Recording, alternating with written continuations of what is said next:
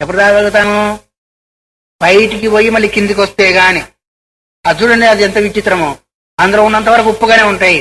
అక్కడి నుంచి బయటపడితే ఏమైంది? అది తీపి వచ్చేసింది. ఎంత విచిత్రమైందో. అక్కడ ఉన్నప్పుడు మనకు గట్టిగానే ఉంది. అక్కడి నుంచి బయటకు వస్తే కదా సరళం. ఈ గంధంలో ఉన్నప్పుడు మీరు చదవండి, మా ద్వారా వేస్తే అట్లా ఉంటుంటుంది. ఇదే అందుకొరకు వస్తువుగా ఉంటే అందరూ అనుభవించే అవకాశం లేదు.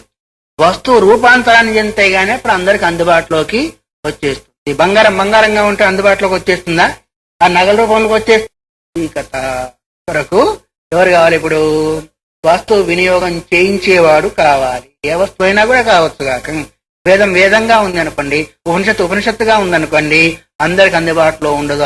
ఆ స్థాయికి ఎదిగిన వాళ్ళకి తప్ప. అందుకొరకు వడ్లుగా ఉంటే అందరికి అందుబాటులో ఉంటుందా? తల్లి వంట చేస్తే కదా 10 మంది వినియోగం చేస్తుంది. బియ్యంగా ఉంటే రాదు. అందుకని ప్రతి విషయంలో కూడా వస్తువును సరళీకరించే దాని కొరకు వేరే ప్రయత్నం చేయడం జరుగుతుంది. దానిలో వస్తువు ఉంది, ఉన్నదాన్ని సరళం చేస్తున్నారు కానీ కొత్తదాన్ని తీసుకొచ్చి కట్టడం లేదు. అందుకనే మా గురువు గారు ఎప్పుడో చెప్పుకున్నారు, దాన్ని నేనేం చేస్తున్నాను, సరళీకరణ మాత్రం చేస్తున్నాననే ఉద్దేశం చేత ఈ విధంగా ఏం చేయాలి. అందులో సహస్రకిరణం వ్యాప్తే ఖద్యోదక్యం ప్రకాశయేతు అనే భావాన్ని చెప్పేసి, పురుణైవ వేదార్థస్య పరిసమాపితత్వాత్ ప్రకరణోక్తౌ ఖ్యాత్యాద్య ప్రామాణ్య కారణాంశకేతి చేతు తద్విదాసార్థం ఉపన్యాస. పురుణైవ వేదార్థస్య పరిసమాపిత. మా గురువు గారి చేతనే, ఎవరు గురువు?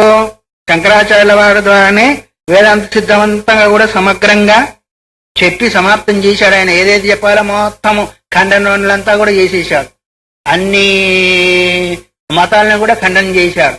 వేదం ఏం చెప్తుందో, వేదం యొక్క అభిప్రాయం ఏందో దాన్ని కూడా నిరూపణ చేసి మొత్తం ఆయన చెప్పాడు మొదలే.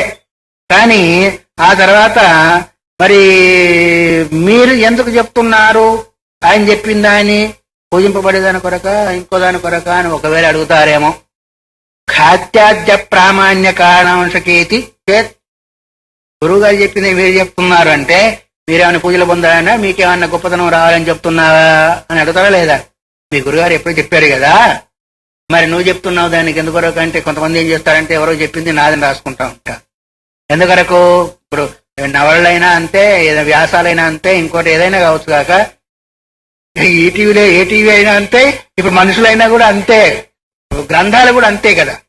ఎందుకంటే ఎప్పుడో 50 ఏళ్ళ క్రితం 60 ఏళ్ళ క్రితం ఏదో రాసి ఉంటారు. అది ఎవరు పాతది ఎక్కడో ఒక దగ్గర తిరుగుంటారు, తను రాసి ఏం చేస్తా అంటారు, నేను రాసిన పేరు వేసుకుంటాను. ఇప్పుడు అందుకనే గ్రంథ చోర్లు అంటారు కదా. కొంతమంది వాళ్ళు రాసిన ఒక దగ్గర చేసి గ్రంథం రాస్తా అంటారు. ఎప్పుడో పాతది తీసుకొచ్చిన అది అంటారు. అట్లాగే మీ గురువు గారు రాసింది మళ్ళీ మీరు రాస్తున్నారంటే నీకేమైనా గొప్పతనం రావాలి, లేకపోతే నీకైతే కీర్తి రావాలని ఒకవేళ చేస్తున్నావా?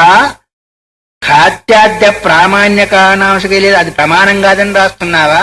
నీకు గొప్పతనం రావాలని రాస్తున్నావా? నా గురువు గారు చెప్పింది ప్రామాణికం కాదని, నేను చెప్పేది ప్రమాణం అని కొంతమంది చెప్తా ఉంటాను. ఎందుకంటే గురువు కంటే తను గొప్పవాడని ప్రకటించుకునేదానికి చాలా మంది ఉన్నారు ఈ కాలంలో. మా గురువు గారికి ఏం తెలియదండి, నేను చెప్తేనే అంత తెలుసు అనే మహానుభావులు కూడా ఉన్నారు. అలాంటి బుద్ధివంతులు కూడా. ఆ ఉద్దేశం చేత ఏమైనా చెప్తున్నావా? లేదు, గురువు గారి కంటే కూడా ఎక్కువ వ్యాఖ్యానం చేసి చెప్తున్నాను కాబట్టి నీకు కీర్తి వస్తుందని చెప్తున్నావా అంటే కాదు. తద్విదాసార్థం ఉపన్యాస. అలాంటి వాళ్ళు ఒకవేళ అనుకుంటారేమో, దాన్ని కాదని చెప్పేదానికి ఈ శ్లోకం చెప్తున్నాను అన్నారు. ఎందుకంటే మా సోనాలు అంటుండేవారు 3 పీడిస్తుంటాయంట. కకారమాయ తెలుసా? కకారమాయ అది కాదు. కకారమాయ అంటే కామ కాంచన కీర్తి. కాంత అంటే ఒక దగ్గరికి మనం పోకూడదు, కామం అంటే ఇద్దరికి వచ్చేసి. కామ కాంచన కీర్తి, ఇవి 2 లేకపోయినా కీర్తికాము కాములై. భాగవతం కూడా చెప్తుంది మనకి. వాళ్ళంతా కూడా పూర్వం కీర్తి కొరకు బ్రతకాలే కానీ భోగాల కొరకు బ్రతకలేదు. కాబట్టి కీర్తి కామం ఏదైతే ఉందో, కోరిక ఏదైతే ఉందో అది చాలా చెడ్డది. అందుకొరకు కదా ఇప్పుడు అంతా ఒకరికొరకు కొట్టుకొని వస్తా ఉన్నారు ఆ కుర్చీల కొరకు. అందువల్ల అలాంటి కీర్తి కొరకు ఏమైనా చేస్తున్నామనే ఉద్దేశం చేత అనుకుంటా ఉంటే కాదు. నా ఖ్యాతి లాభ పూజార్థం. ఖ్యాతి అంటే కీర్తి కొరకు కాదు, పూజార్థం పూజింపబడే కొరకు కూడా కాదు. ఎందుకంటే ఒకటం పూజ కొరకు కొంతమంది చేస్తున్నారు, అందరూ నన్ను పూజిస్తారు, నన్ను గొప్పవాళ్ళు అనుకుంటారని ఇది దంబాచారం ఉంటుందే. తనలో లేని గొప్పతనాన్ని కూడా చెప్పుకొని ప్రచారం చేసుకుంటే ఏం చేస్తా ఉంటారు? అదే కదా మహిమలు దించేది, మాయలు దించేది. అంత దేని కొరకు? ధనజన ఆకర్షణ కొరకు. అందువల్ల నా పూజ నా ఖ్యాతి లాభ, నేను కీర్తిని పొందడానికి కాదు, నా పూజార్థం, నేను ఇతరుల చేత పూజింపబడాలని ఉద్దేశం చేత కూడా కాదు. గ్రంథో ఆస్మాభిరుదీయతే, నేను ఈ గ్రంథం ఎందుకు రాస్తున్నా అంటే కీర్తిని పొందడానికి రాయడం లేదు, పూజాన్ని పొందడానికి కూడా రాగదు. సబోధ పరిశుద్ధ్యర్థం బ్రహ్మవిన్ నికషాశ్మసు. సబోధ పరిశుద్ధ్యర్థం, నాకు ఏదైతే తెలిసిందో దానిలో ఏమన్నా దోషాలు ఉన్నాయో సవరించుకునే దాని కొరకు. మీకు అందరికీ నేను చెప్తున్నా అంటే ఎందుకు చెప్తున్నానో మీకు నేను చెప్పడం లేదు, నా జ్ఞానాన్ని నేను మర్చిపోకుండా నేను చెప్తా ఉన్నాను. అంటే నా స్వార్థం నాదే, ఆయన చెప్పినట్టుగానే. అందుకొరకు ఏమన్నాడు ఆయన, స్వాంత సుఖాయ రఘునాథగాథ అని. ఎవరు? తులసీదాస్. రామాయణం రాస్తున్నా అంటే ఎదుటి వాళ్ళ కొరకు కాదు, నా లోపల ఉన్న సుఖాన్ని నేను అనుభవించడానికి నేను రాస్తున్నా అని. అట్లాగే ఈయన పేరేంటిది, వాచస్పతి మిశ్రుడు కూడా రాశారు. ఏమని? భాష్యాన్ని, శంకర భాష్యానికి, బ్రహ్మసూత్ర భాష్యానికి వ్యాఖ్యానం చేస్తూ, నేను గొప్పతనం కాదు, నా వ్యాఖ్యానం అనే మురికి కాలువ భాష్మన గంగలోకి వెళ్ళి పవిత్రంగా అయ్యేదాని కొరకు నేను చేస్తున్నాను. అంత వీళ్ళ గొప్ప ప్రభావం కలిగిన వాళ్ళు కూడా ఎంత చిన్ననయ్యే వాళ్ళ ఆయన మరి జీవితాంతం ఏదో ఒక రాయనే రాశాడు. వాచస్పతి పెద్ద గొప్ప పండితుడు, పెళ్లి చేసుకున్నాడే కానీ సంతానం లేదు. కానీ ఎప్పుడూ 6 దర్శనాలపైన వ్యాఖ్యానం రాస్తూనే ఉన్నాడు. ఆయన రాస్తూ ఉంటే ఒకసారి మంచిని తీసుకురమ్మన్నాడు. మంచిని తీసుకొస్తే భార్య తీసుకొచ్చేసేస్తే ఆ పైనుంచి 2 టపక్కన ఈ పుస్తకం మీద ఏంటి శుక్రవారం చూసేవారు భార్య కనుక అని అడిగారు. ఎవరు భార్యను ఎవరు అని అడిగే వాళ్ళు ఉంటారు ఎక్కడన్నా. అట్లాగా అంటే మరి తినేప్పుడు, పెట్టేప్పుడు, వడ్డం చేసేప్పుడు కూడా ఆయన చూడలేదు అంటే ఎక్కడ ఆయన కళ, ఆయన చిత్తం ఒక దగ్గర ఉంది. ఏం కావాలా, ఏమయ్యేదే ఉంది, ఇప్పుడు అంతా అయిపోయింది, ముసలిదాన్ని అయిపోయింది, ఎంటకాలం నడిచిపోయింది, సంతానం కూడా కలిగేదానికి వీల్లేదు. ఎందుకంటే మామూలు గృహస్థాశ్రమం అనుసరించి ఒక సంతానం అవుతే గాని అప్పుడు ఆశ్రమం పవిత్రంగా భావింపబడుతుంది. మరి ఇప్పుడు సంతానం లేదు, ముసలిధనం వచ్చేసింది, అప్పటికి అన్నీ ఉడిగిపోయినాయి కదా. సంతానమైన యోగ్యత ఎంతవరకు, మెనసెస్ ఎంతవరకు అవుతుందో అంతవరకు, ఆ తర్వాత అయ్యేదానికి అవకాశం లేదు కదా. ఇప్పుడు వెంటగా తెల్లబడ్డాయి అంటే అప్పటికి ఎంత వయసు ఇచ్చినట్టు కావచ్చు, 50 దాటిపోయినట్టే కదా. ఇక సరేగా నీకు ఆ యోగ్యత లేదు కాబట్టి ఈ వ్యాఖ్యానం నీ పేరుతోనే పెడతా అన్నాడు. ఇప్పుడు భామతి అని పేరు పెట్టాడు. ఎందుకు చెప్పుకుంటున్నామంటే పెద్ద పెద్ద వాళ్ళంతా కూడా గురువు యొక్క గొప్పతనాన్ని బయటికి చెప్పేదాని కొరకు వాళ్ళు ప్రయత్నం చేశారా కానీ తన గొప్పతనాన్ని బయటికి చెప్పుకోలేదు, చెప్పుకోరు కూడా నిజమైన శిష్యుడు. అందువల్లనే ఇక్కడ నేను ఎందుకు చేస్తున్నాను, నేను పూజ కొరకు చేయడం లేదు, లాభం కొరకు చేయడం లేదు. ఎందుకు చేస్తున్నా అంటే సబోధ పరిశుద్ధ్యర్థం, నా యొక్క భావము పరిశుద్ధం అయ్యేదాని కొరకు, నేను పొందిన జ్ఞానము మళ్ళీ అజ్ఞానం చేత అశుద్ధం కాకుండా ఉండేదాని కొరకు, ప్లస్ ఇంకా నాలో ఉన్న దాన్ని మర్చిపోకుండా ఉండేదాని కొరకు. అందుకొరకు నేను కూడా అంత ఇంతవరకు ఈ గ్రంథం చూడలేదు. నేను మీ పుణ్యం అంటే నేను చూస్తా ఉంటాను ఈ గ్రంథం. అవునా కదా? ఎందుకంటే వస్తువు ఎక్కడుందో అక్కడే ఉంటే ఎవరికి అది ప్రయోజనకారి కాదు. కానీ దాన్ని మనం బయటికి తీయాలంటే ఏదో ఒక నిమిత్తం కావాలా, ఆ నిమిత్తం చేత బయటకు వచ్చేసి. అందుకొరకే ఈ విధంగా చెప్పుకున్నప్పుడు వ్యక్తిలో ఎలాంటి భావం ఉన్నదనేది మనకు గుర్తుకొస్తుందా లేదా? ఏమాత్రం కూడా దానిలో స్వార్థము లేదు, అహంకారము లేదు అనే భావన మనకు ద్యోతకము అవుతూ ఉంటుంది. అందువల్ల అహంకార రాహిత్యం అనేది, స్వార్థ రాహిత్యం అనేది జీవంలో కలగాలి అంటే చాలా విశేషమైన సంస్కారం ఉంటే తప్ప మిగతా వాళ్ళంతా ఉంటే ఉంటే చాలు. ఎంత చెప్పుకునే వాళ్ళు ఉంటారు, గోరంతలు కొండంతలు అంటారే, అట్లాగే ఆ విధంగా చేసుకునే వాళ్ళు కూడా మనకు కనిపిస్తుంది. కాబట్టి ఇక్కడే సబోధ పరిశుద్ధ్యర్థం బ్రహ్మవిన్ నికషాస్పుడు. ఒక వస్తువు ఉంది అనుకోండి, చిలుం పట్టింది, దాన్ని ఏం చేస్తాం మనము? తోమత పోకపోతే అప్పుడు ఏం చేస్తాము? అప్పటికి పోలేదు, బండకేసి రుద్దుతా ఉంటాం. మరీ పోకుండా ఉంటే ఏం చేస్తామంటే బండకేసి రుద్దుతా ఉంటాం. నికుష అన్నాడు. బంగారాన్ని చూస్తే ఏం చేస్తారు? బంగారం మంచిదా కాదా చూడాలంటే ఏం చేస్తారు? బాగా ఆ రాయితో రుద్దుతా ఉంటారు. ఏంటి రాణిలే. కాబట్టి దాన్ని ఏం రాయి అంటారు? ఆకు రాయి ఉన్న ఇంకో దాన్ని పరీక్షించే రాయి కూడా ఒకటి ఉంటుంది, ఆ రాయితో రుద్దుతూ ఉంటారు. అందుకనే నాలో ఉన్న బ్రహ్మ నికషాస్మసు, నాలో ఉన్న దాన్ని బ్రహ్మజ్ఞానుల యొక్క దాంతో పోల్చుకొని వాళ్ళ యొక్క ఒరిపిడి రాయి అంట, ఒరిపిడి రాయి చేత నాదాన్ని నేను శుద్ధి చేసుకుంటున్నాను. ఎంత తనలో అహంకార రాహిత్యాన్ని చూపిస్తూ ఉన్నారు. నేను పూజ కొరకు చేయడం లేదు, తర్వాత కీర్తి కొరకు చేయడం లేదు. దేనికి చేస్తున్నంటే సబోధన యొక్క బోధన యొక్క జ్ఞానం పరిశుద్ధమయ్యేదాని కొరకు. రెండవది ఏంటంటే బ్రహ్మజ్ఞానులు అనే వాళ్ళ ఒరిపిడి రాయి ద్వారా నాదాన్ని తానబట్టుకుంటా అంటారు కదా. ఇప్పుడు ఒక చాకు గాని ఇంకోటి గాని మొండి పడితే ఏం చేస్తాము, ఒక రాయితో మనము దాన్ని మెత్తగా ఎటు చేస్తాం. అట్లాగే వాళ్ళ యొక్క జ్ఞానాన్ని దాన్ని నేను విమర్శ చేసేసి అంటే విశాలం చేసేసి నాలో ఉన్న బుద్ధిని తీక్షణ చేసుకునే దాని కొరకు, నాలో ఏమన్నా దోషాలుంటే దాన్ని తీసివేసుకునే దాని కొరకు నేను చేస్తున్నానే కానీ కీర్తి కొరకు కాదు, పూజ కొరకు కాదు అనే విషయాన్ని ఇక్కడ గుర్తు చేశాడు. అందువల్ల ఖ్యాతిలాభం కొరకు కాదు, కీర్తి కొరకు కాదు, కాకపోతే ఎందుకొరకంటే మాలో ఉన్న జ్ఞానం పరిశుద్ధం ఏది చేసుకునే దాని కొరకు నేను చేస్తున్నానని చెప్తూ అనర్థానర్థహేతు పురుషార్థ తద్ధేతు ప్రకరణార్థ సంగ్రహ జ్ఞాపనాయ ఉపన్యాస. ఇంకెందుకు చెప్తున్నామంటే అనర్థం అంటే అర్థమేమి, చాలా అనర్థమైందయా అంటాం. అనర్థం అంటే అర్థమేమి, నష్టం కదా, చాలా నష్టం జరిగిన దాన్ని అనర్థం అంటాము. తర్వాత పనికిరాని దాన్ని కూడా అనర్థం అంటాం. అనర్థానర్థహేతు అంటే అనర్థం అంటే ఏంటిది, చెడుపు అనుకోండి. చెడుకు హేతు అంటే కారణము, పురుషార్థము అంటే ప్రయోజనము, దానికి హేతు.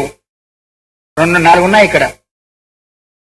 అనర్థము అనర్థానికి కారణము, పురుషార్థము పురుషార్థానికి సాధనము. పురుషార్థ తద్ధేతు అంటే సాధనం కదా, కారణం అంటే ఏంటిది సాధనము. ఆ తర్వాత ఏం చెప్పాడు, అనర్థ సంగ్రహ జ్ఞాపనాయ అన్నాడు. వాటిని మనం ఈ ప్రకరణములో వివరింపబడిన వాటి అర్థాన్ని సంక్షేపంగా తెలిపే నిమిత్తం కొరకు నేను ఉపన్యాస అంటే దీన్ని వివరణ చేస్తున్నాను. జీవుడికి అనర్థం ఏంటిది, అనర్థం కలిగేదానికి కారణం ఏంటిది, తర్వాత పురుషార్థం ఏంటిది, పురుషార్థానికి సాధన ఏంటి అనే విషయాన్ని నేను చెప్పబోతున్నాను. కానీ ఇంకో విషయాన్ని గురించి చెప్పేది కాదు, దానివల్ల నాకు ప్రయోజనం కలుగుతుందనే ఉద్దేశం కూడా నేను చెప్పడము లేదు. అందువల్ల అనర్థము అనర్థ కారణం 2 అయినాయా, పురుషార్థము పురుషార్థ సాధనము, ఈ 4. తర్వాత ఇంకోటి ఏంటిది, బ్రహ్మతత్వ యథార్థ ప్రతిపాదన చెప్పాడు కదా. ఎక్కడ ముందు చెప్పాడు కదా, బ్రహ్మతత్వ యథార్థ ప్రతిపాదనాయ అన్నాడు. మొత్తం 5 అయినాయి. అనర్థము అనర్థానికి కారణం, తర్వాత పురుషార్థము పురుషార్థానికి సాధన, బ్రహ్మం తత్వం యొక్క యాథార్థ స్వరూపము. ఇగో ఈ 5 గురించి నేను చెప్పబో. ఈ 5 గురించే కానీ మిగతా ఏ లోభం కూడా, ఏ యొక్క కీర్తికాంక్షలు కూడా, పూజాకాంక్షలు నాయందు లేవు. అందుకు ఐకాత్మ్య ప్రతిపత్తిర్యా స్వాత్మ అనుభవ సంశ్రయా తా విద్యా సంస్కృతేర్ బీజం తన్నాశో ముక్తిరాత్మన. ఐకాత్మ్య ప్రతిపత్తి అంటే జ్ఞానం, ఐకాత్మ అంటే ఏకత్వము. ఏం ఏకత్వము, జీవబ్రహ్మ ఏకత్వం. అర్థమైందా, జీవబ్రహ్మ ఏకత్వము జ్ఞానం. ప్రతిపత్తి అంటే జ్ఞానము. తాత్మానుభవ సంశ్రయ తన యొక్క అనుభవము అంది, అనుభవ రూపమైన ఏకత్వ రూపమును కలిగిన ఆత్మ ఆశించిన జీవబ్రహ్మల ఏకత్వ భావము అవిద్యా సంస్కృతేర్ బీజం అన్నారు. అంటే అనుభవానికి విన్నవై ఏకాత్వ భావం తెలియంతనం ఏంటిది, అజ్ఞానము. ఆ అజ్ఞానానికి అనర్థం ఏంటిది, సంసారం. తన యొక్క ఏకత్వ భావన తెలియని కారణం అజ్ఞానమైంది. దానితో అయితే ఏమొచ్చింది, సంస్కృతి అంటే ప్రపంచము, సృష్టి. అదేంటిది, జీవునికి అనర్థమునకు కారణము. సంసార భావానికి రావడం అనర్థము, దానికి కారణం ఏంటి, స్వరూప అజ్ఞానం. అనర్థము అనర్థ కారణం అన్నారు కదా. జీవుడు ఏకత్వ భావాన్ని పొందకుండా ఉండడం ఒక అనర్థం, అంటే జీవభావాన్ని పొంది ఉండడము అనర్థం. అనర్థానికి కారణం ఏంటిది, అజ్ఞానం. ఇప్పుడు 2 వచ్చినాయా, మొదలేం చెప్పారు, అనర్థం అనర్థానికి కారణము, పురుషార్థం పురుషార్థానికి సాధనం అన్నాడు. 2 అయినాయి లేదా, జీవబ్రహ్మ ఏకత్వ అభావము లేదు, అజ్ఞానము, అదే సంసారము, అదే జీవుడికి అనర్థము అంటే అనిష్టము. దాని సాధనం ఏంటిది, దానికి కారణం ఏంటిది, స్వరూప అజ్ఞానము. సంస్కృతి అందుకొరకే అవిద్య సంస్కృతేర్ బీజం అన్నారు. సంస్కృతి అంటే అర్థమేమి, మాటి మాటికి జన్మను తీసుకోవడం సంస్కృతి. తర్వాత దానికి బీజం ఏంటిది, కారణము. తన్నాశో ముక్తిరాత్మన, దానికి సాధన ఏంటిది అంటే ఆ అజ్ఞానాన్ని నశింపజేయడము కదా. నశింపజేసినందువల్ల ఏమవుతుంది, ఆత్మకు మోక్షం. అర్థం ఏంటిది, అజ్ఞానాశం చేయడము లేదా మోక్షాన్ని పొందడము. దానికి సాధన ఏంటిది, అజ్ఞానాన్ని నశింపజేయడం. ఇప్పుడు 4 వచ్చినాయి లేదా. అనర్థం అనర్థం ఏంటిది, సంసారాన్ని పొందడం అనర్థము. అనర్థానికి హేతు ఏంటిది, స్వరూప అజ్ఞానము. తర్వాత పురుషార్థం ఏంటిది, మోక్షము. దానికి సాధన ఏంటిది, జ్ఞానం ద్వారా అజ్ఞానాన్ని నాశనం చేయడం. మిగిలింది ఏంటిది, ఒకటి మిగిలింది, ఆత్మ యొక్క యథార్థ స్వరూపం ఏంటిది, ఇది ఒకటి మిగిలింది. కాబట్టి అనర్థము, అనర్థ హేతువు, పురుషార్థము, పురుషార్థ సాధనము అన్నారు. మరొకసారి వినండి. అనర్థం ఏంటిది, సంసార ప్రవృత్తి. అనర్థానికి కారణం ఏంటిది, స్వరూప అజ్ఞానం. పురుషార్థం ఏంటిది, మోక్షము. పురుషార్థ సాధన ఏంటిది, అజ్ఞాన నివృత్తి. అజ్ఞాన నివృత్తి సాధన. అందువల్ల ఈ 4 అయిపోయినాయి. ఇంక మిగిలింది ఏంటిది, ఆత్మ యొక్క యథార్థ స్వరూపాన్ని బోధించాలి. అందుకరికి ఐక్యాత్మ ప్రతిపత్తిర్యా స్వాత్మానుభవ సంశ్రయ జీవ బ్రహ్మైక్య ఏకత్వం అనేది ఏదైతే ఉందో తను చిదాత్మను ఆశ్రయించి ఉంది కాబట్టి అది ఏకాత్మ భావం తెలియని కారణం చేత దాన్ని ఏమన్నారు, అజ్ఞానం అన్నారు. ఆ అజ్ఞానమే సంసారానికి కారణము. ఆ సంసారం జీవుడికి అనర్థము. అనర్థ కారణమేమో అజ్ఞానము. తర్వాత పురుషార్థం ఏంటిది, దాని నుంచి విడబడము, అది పురుషార్థము. దానికి కారణం ఏంటి, స్వరూప జ్ఞానము. అయింది కదా. అందులో పురుషార్థ హేతో అవశిష్టత్వాత్ తదభివ్యాహార. పురుషార్థానికి హేతుభూతమైన సాధన ఏదైతే ఉందో అది మిగిలింది కాబట్టి దాన్ని నేను చెప్పబోతాను. అంటే ఆత్మ యొక్క యథార్థ స్వరూపం ఏంటో దాని గురించి నేను చెప్పబోతాను అనే విషయాన్ని ఇక్కడ గుర్తు. ఏం చెప్పదలుచుకున్నారు, ఏం చేశారు, ఇదంతా కూడా మరి పూర్వకాలం చెప్పలేదని చెప్పారు. కానీ అయినా కానీ అది అవగాహనకు రాకుండా ఉంది కాబట్టి ఆ అవగాహన అయ్యేదాని కొరకు నేను ఆ విషయాన్ని చెప్పబోతున్నాను అనే విషయాన్ని చెప్తూ, పురుషార్థం యొక్క సాధనం శేషించింది కాబట్టి దాన్ని నేను చెప్పేదానికి ఈ శ్లోకం ఏంటిది, వేదావసాన వాక్యోత్థ సమ్యక్ జ్ఞానా ఆశుషుక్షిణః దందహీత్యాత్మనో మోహం న కర్మ ప్రతికూలతః.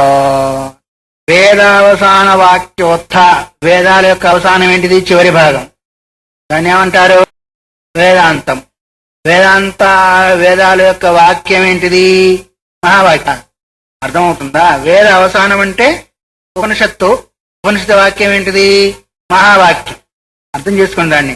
సమ్యక్ జ్ఞానాశుషుక్షిణ, దాన్ని బాగా జ్ఞానం అర్థం చేసుకోవాలని ఆకాంక్ష కలిగిన వాళ్ళే మహావాక్యం వలన తత్వజ్ఞాన మహిమ చేత ఏం కలుగుతుంది, దందహీత్యాత్మనో మోహం. మోహం ఏంటిది, ఈ శరీరాన్ని ఆశ్రయించిన ఇదంతా కూడా నేను నాదు అనే ఒక మోహం కలిగింది కాబట్టి మహావాక్యం చేత ఉత్పన్నమైన స్వరూప జ్ఞానమనే అగ్ని దందహీతి, మాటి మాటికి దయచేస్తుంటే పూర్తిగా భస్మం చేస్తుంది. మోహాన్ని భస్మం చేసేది ఎప్పుడు, ఎవరు, మహావాక్యజన్యమైన ఏ మహావాక్యం అది, తత్వమసి అహం బ్రహ్మాస్మి ప్రజ్ఞానం బ్రహ్మ అది అనే ఈ మహావాక్యం ద్వారా కలిగిన జ్ఞానాగ్ని. ఆ జ్ఞానాగ్ని ఏం చేస్తుంది అంటే మోహం దందహీతి, తన్ను ఆశ్రయించిన మోహాన్ని మరి పునఃపున అతిశయన దహతి ఇది దందహీతి అంటే ఏమాత్రం కూడా మిగలకుండా భస్మం చేసేస్తుంది. కాబట్టి న కర్మ ప్రతికూలత. ఎందుకు అంటే కర్మ ద్వారా అది కలిగే అవకాశము లేదు. ఏ కర్మ, న కర్మణ న ప్రజయ న ధనేన అని చెప్పారు కదా. కర్మ చేత అది కలిగేది కాదు, సంతానం చేత కలిగేది కాదు, ధనం చేత యజ్ఞయాగాది చేస్తామంటే దాని చేత కూడా కలిగేది కాదు. అందుకొరకు ఆ యాగాది కర్మలు మాత్రము దానికి విరోధి కాదు. దేనికి, నీ మోహానికి విరోధి కాదు. ఎందుకంటే యాగాది కర్మలు చేసినందువల్ల ఏమవుతుంది, స్వర్గాది ఫలాలు వస్తాయి, దాన్ని అనుభవిస్తావు. మళ్ళీ ఏం చేస్తావు, క్షీణ పుణ్య మధ్యలోకం, మళ్ళీ కిందికి వచ్చేస్తావు, మళ్ళీ కర్మ చేస్తావు, దీనివల్ల సంసారం పెరిగిందా ఛందాంసి యస్య పర్ణాని. ఛందం అంటే ఏంటిది? వేదము. దానికి ఆకులు ఏం చేస్తాయి? వృక్షానికి తేమలో ఉన్న ఆహార పదార్థాలు తీసుకుని వృక్షానికి అందజేసినందువల్ల వృక్షం ఎట్లా అయితే అభివృద్ధి చెందుతూ ఉంటుందో అట్లాగే వేదాలనే ఆకులు సంసారాన్ని వృక్షానికి ఏం చేస్తున్నాయి? ఈ కర్మ చేసినట్టయితే ఈ ఫలము, దీనివల్ల స్వర్గం వస్తుంది, దీనివల్ల ఐశ్వర్యం వస్తుంది, దీనివల్ల సంతానం వస్తుంది, ఫలాన్ని బోధిస్తే జీవుడు మోహంలో పడి ఏం చేస్తా ఉంటాడు?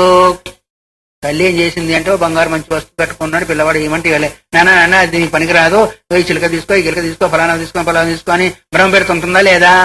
వాడి లొంగిపోయి ఏం చేస్తాడు? దాన్ని వదిలిపెట్టేస్తాడు, ఇందులో పడిపోతాడు. అట్లాగే శాస్త్రం ఏం చేస్తుంది?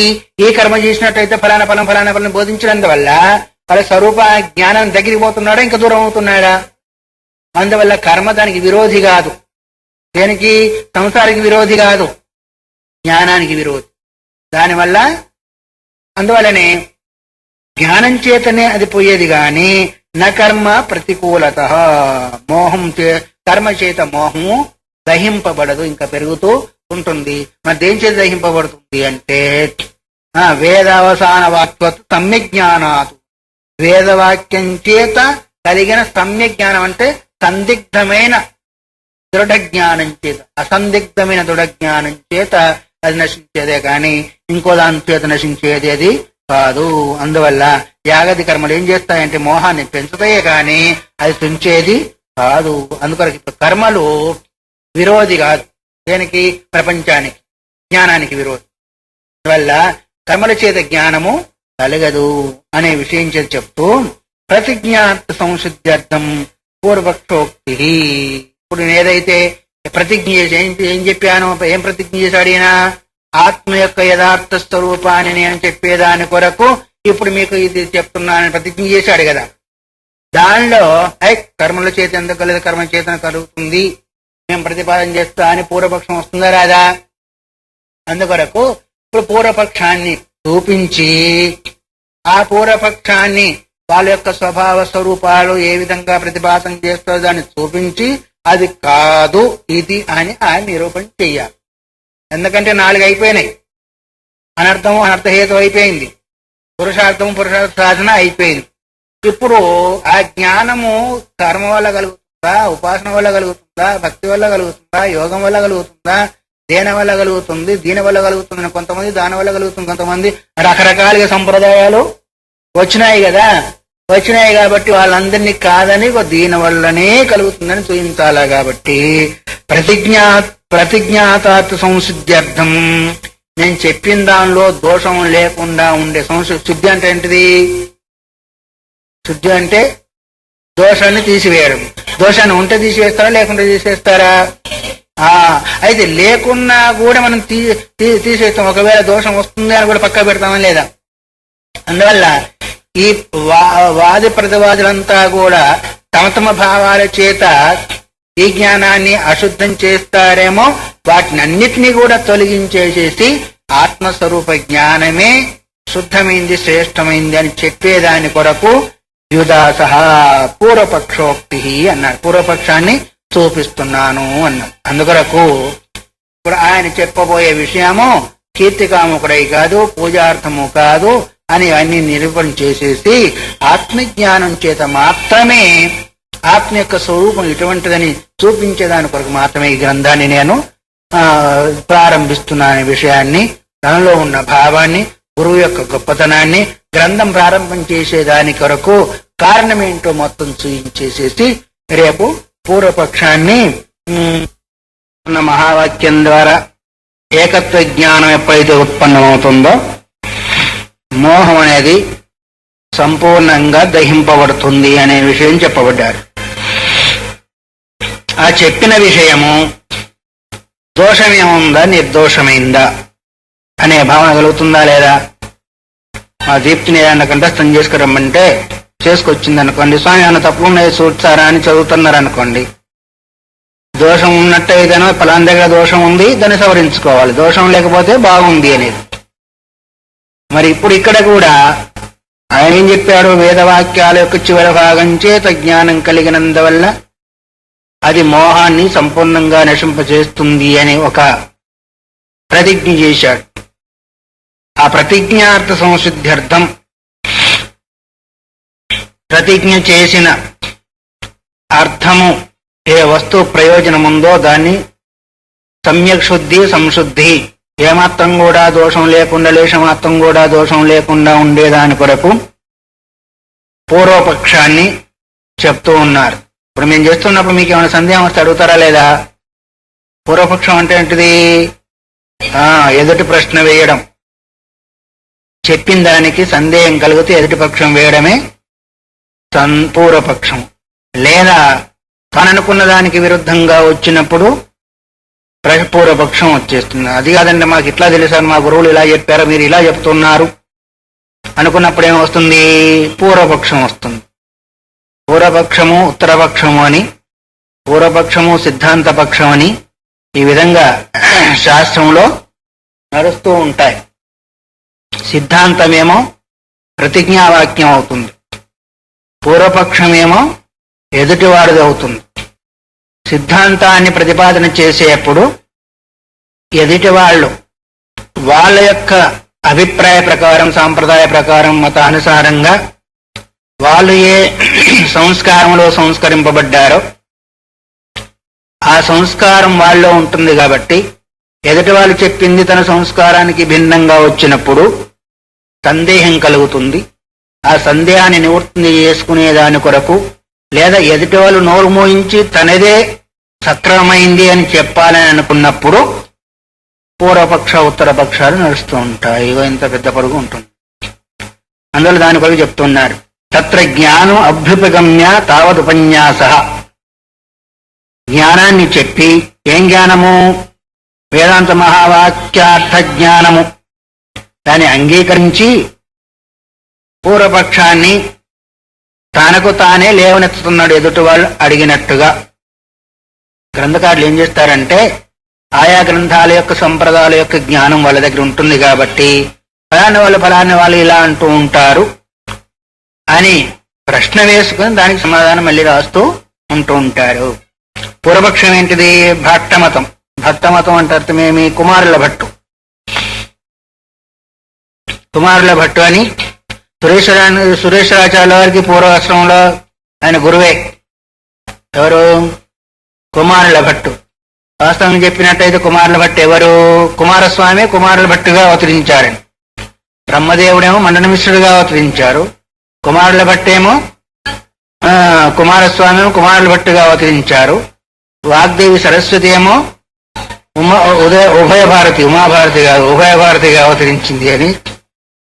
ఈ విధంగా శంకరుడే శంకరాచార్యులుగా అవతరించారని నానుడి.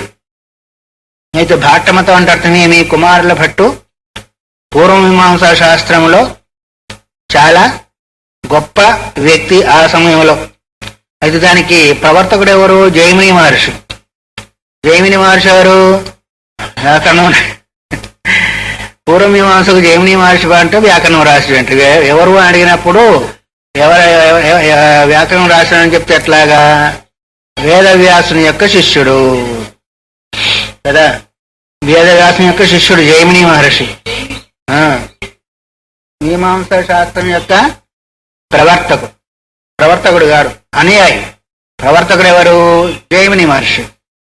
అందువల్ల వాళ్ళ మతాన్ని అనుసరించి, అంటే కర్మకాండాన్ని అనుసరించి పూర్వపక్షం చేయబడుతుంది. ఎందుకని ఇంతవరకు చెప్పారు కదా, కర్మకాండ చేతనే మోక్షం కలుగుతుంది